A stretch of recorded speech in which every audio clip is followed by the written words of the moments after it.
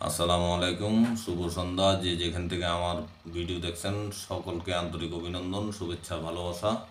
যুগান্তরের একটি রিপোর্ট। 12 দেশে হচ্ছে টিউলিপের অর্থ পাচারের তদন্ত। খবরে বলা হয়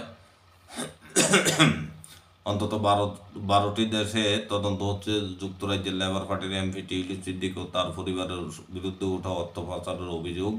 দুর্নীতি দমন কমিশনের সূত্রে এমন খবর প্রকাশ হয়েছে ব্রিটিশ গণমাধ্যম দ্য টাইমস।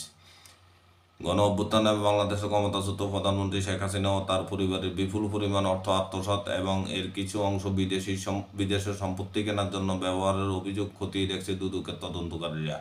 প্রসঙ্গত, শেখ হাসিনার বোন শেখ রেহানার মেয়ে টিউলিপ সিদ্দিক 42, 2015 সাল থেকে যুক্তরাজ্যের লেবার পার্টির এমপি।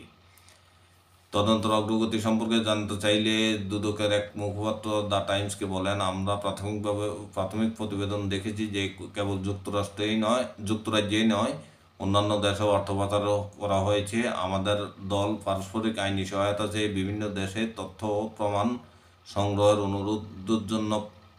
সংগ্রহের জন্য অনুরোধ পাঠিয়েছে। তিনি আরও জানান, শেখ হাসিনা ও তার পরিবারের বিরুদ্ধে তদন্তের অংশ হিসাবে 10 থেকে 12টি দেশের কাছে তথ্য চাওয়া হয়েছে। তবে টিউলিপের বিষয়ে কতগুলো দেশের কাছে তথ্য চাওয়া হয়েছে তা স্পষ্ট নয়। তিনি বলেন, আমাদের দল বিদেশে পাচার করা অর্থ উদ্ধারে কাজ করছে। যুক্তরাজ্য, ইউরোপীয় ইউনিয়ন সহ অন্যান্য দেশে পেয়েছি। এদিকে ব্রিটেনের ন্যাশনাল ক্রাইম এজেন্সির কর্মকর্তারা জানুয়ারির শেষ দিকে ঢাকায় কয়েকদিন অবস্থান করে দুদকের তদন্ত সহায়তা করেছেন। লেবার পার্টির নেতা স্যার কিয়ার স্টারমার ঘনিষ্ঠ বন্ধু টিউলিপের নাম দুদকের 3টি তদন্তে এসেছে।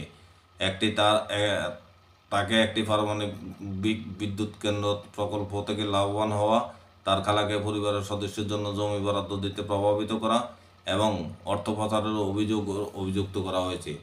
টিউলিপ সবসময় এই অভিযোগ অস্বীকার করে আসছেন এবং সূত্রগুলো বলছে এই অভিযোগ তার খালার রাজনৈতিক প্রতিপক্ষদের সাজানো। টিউলিপের একজন মুখপাত্র বলেন, এই অভিযোগের পক্ষে কোনো প্রমাণ উপস্থাপন করা হয়নি। টিউলিপ সিদ্দিকের সাথে কেউ যোগাযোগ করেনি এবং তিনি এই অভিযোগ সম্পূর্ণ অস্বীকার করছেন। জানুয়ারিতে আনুষ্ঠানিক তদন্ত শুরুর পর টিউলিপের পরিবারের বাংলাদেশের রাজনীতির সাথে যোগসূত্রের কারণে সরকারের ভাবমূর্তি ক্ষুণ্ণ হওয়া ঝুঁকি তৈরি হয়। এরপরে টিউলিপকে মন্ত্রীর পদ থেকে ইস্তফা দিতে বাধ্য করা হয়।